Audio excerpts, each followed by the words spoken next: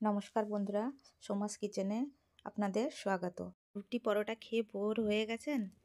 দেখুন, একদম নতুন ধরনের একটা ব্রেকফাস্ট রেসিপি, তার সঙ্গে একটা চাটনিও শেয়ার করব। 1 কাপ সুজি নেব, হাফ কাপ দই নেব, 1 কাপ জল দিয়ে দেব, স্বাদ অনুযায়ী একটু লবণ দিয়ে দেব। ভালো করে পেস্ট করে নেব। দেখুন, আমার পেস্ট করা হয়ে গেছে। এবার একটা বড় বাটিতে ঢেলে নেব। দেখুন আমার ব্যাটারটা কেমন, না পাতলা না খুবই মোটা। এবার এটাকে ঢাকা দিয়ে 10 মিনিটের জন্য রেখে দেব। তারপরে একটা প্যান বসিয়ে তাতে 1 চামচ তেল দেব, সর্ষে দেব, জিরে দেব আর বিরির ডাল দিয়ে দেব। দিয়ে একটু হালকা করে ভেজে নিতে হবে। কাঁচা লঙ্কা কুচানো দেব, কারি পাতা কুচানো দিয়ে দেব, তার সঙ্গে পেঁয়াজ কুচানো দিয়ে দেব। হালকা করে ভেজে নিতে হবে।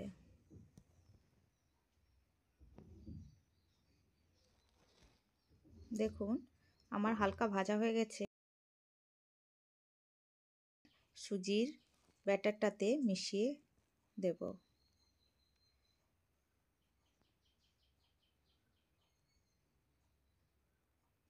ধনেপাতা কুচি দিয়ে দেব।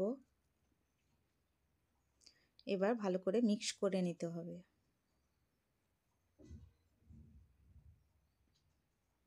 দেখুন আমার মেশানো হয়ে গেছে। সেম কড়াইতে চাটনি তৈরি করব। তাতে 1 চামচ তেল দেব, সর্ষে দেব, জিরে দেব, একটু হালকা করে ভেজে নিতে হবে। তারপর দিয়ে দেব কাঁচা লঙ্কা আর রসুন, এগুলোও হালকা করে ভেজে নিতে হবে।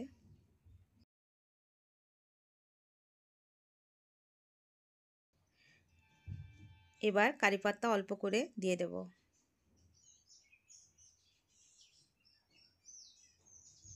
পর পেঁয়াজ কোচানো দিয়ে দেব।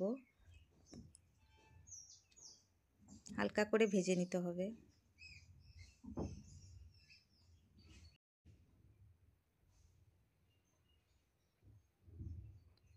স্বাদ অনুযায়ী নুন দিয়ে দেব।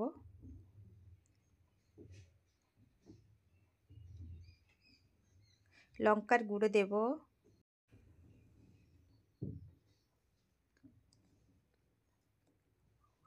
কোচানো টমেটোগুলো দিয়ে দেব। ভালো করে মিক্স করে নেব।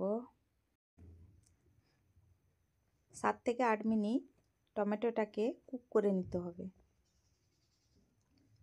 সফট হওয়া পর্যন্ত। ঢাকা দেওয়ার দরকার নেই, এরকমই নাড়তে নাড়তে টমেটোটা নরম হয়ে যাবে।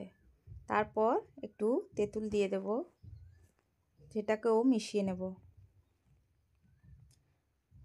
হয়ে গেছে আমার। ভালো করে ঠান্ডা করে নিতে হবে। ঠান্ডা করে গ্রাইন্ডারের জারে পেস্ট বানিয়ে নিতে হবে।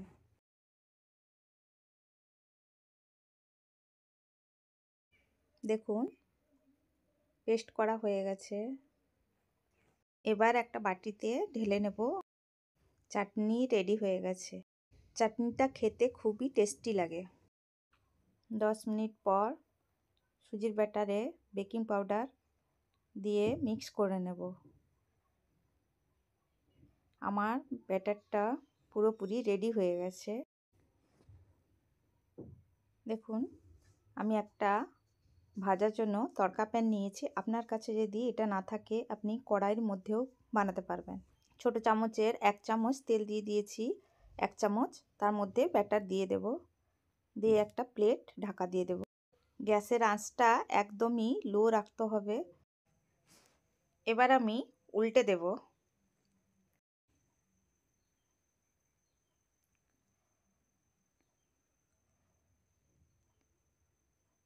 হাফ চামচ তেল দিয়ে দেব। এই বান ধোসাটা একটা বানাতে 1 মিনিটের বেশি লাগে না। দেখুন কত সুন্দর লাল হয়েছে।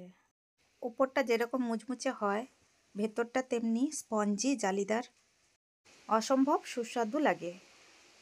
বলে তো বোঝানো যাবে না, বানিয়ে খেলে বুঝতে পারবেন। বন্ধুরা, ভিডিওটা ভালো লাগলে সাবস্ক্রাইব দেবেন, লাইক দেবেন, যতটা সম্ভব শেয়ার করবেন। একবার হলেও বানিয়ে দেখবেন, খুবই সুস্বাদু হয়। আমার সবকটা বানদোসা বানানো হয়ে গেছে। ব্রেকফাস্টে, ডিনারে, বাচ্চাদের টিফিনে এবং বড়দের লাঞ্চেও এটা বানিয়ে দিতে পারেন। আমি চাটনি দিয়ে সার্ভ করে দিয়েছি।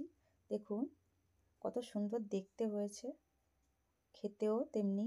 পুরো দেখুন ভেতরটা পুরো সফট আর স্পঞ্জি। কমেন্ট করে জানাবেন কেমন লাগলো ভিডিওটা। আপনাদের ভিডিও দেখার জন্য অনেক অনেক ধন্যবাদ।